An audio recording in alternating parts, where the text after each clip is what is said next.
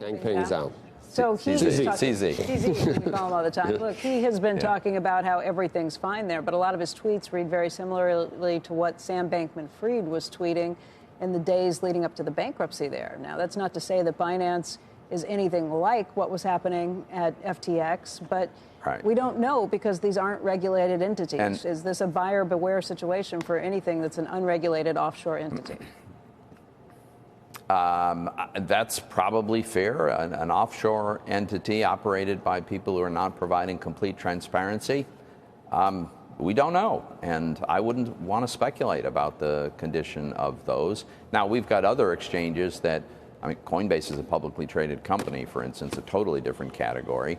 But yeah, this is where the actual activity of issuing a token, the disclosure requirements need to be defined. We should have a clear regulatory regime. The secondary trading of tokens also, we have no obvious regulator on this. I know Chairman Gensler at the SEC claims jurisdiction over all this, as you heard Harvey Pitt just yesterday.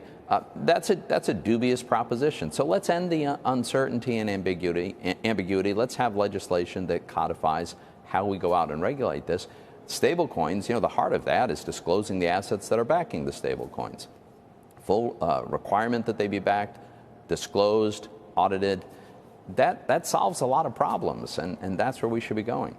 Senator, aren't there times where investigators look forward to letting someone testify in front of a House hearing under oath because they're going to say a lot of things they might not say before the authorities are actually called in? I mean, there's a huge uproar that the DOJ, the day before it was going to happen, that they decided to move. Now, I don't know what would have come out about political contributions or anything else, but is there anything, does it smell weird? Is there anything going on? Or that when they're ready, the grand jury met on, I don't know, when was it, Thursday or Friday?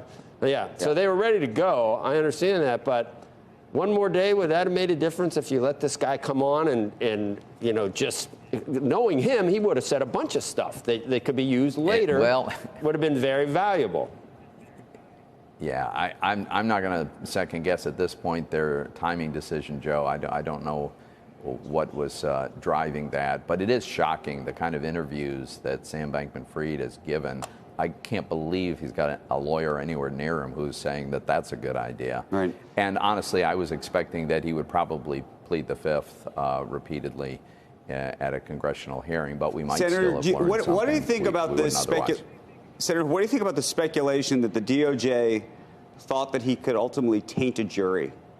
That maybe he would actually be so successful, frankly, at arguing his case or making himself look like a naive something or other, that would actually help his case, not hurt it, and that they were trying to get ahead of that.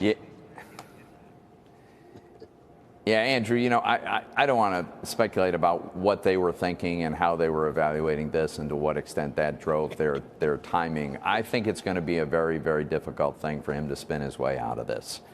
It really look, we don't know all the facts yet, but based on the allegations, based on what is publicly known, based on some things that he has said, and now the charges against him, I think he's in a heap of trouble.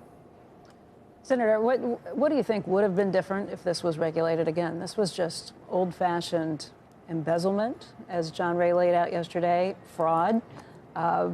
Those things have happened even in regulated arenas here in the United States. Think back to Bernie Madoff, who, was well known. Sure.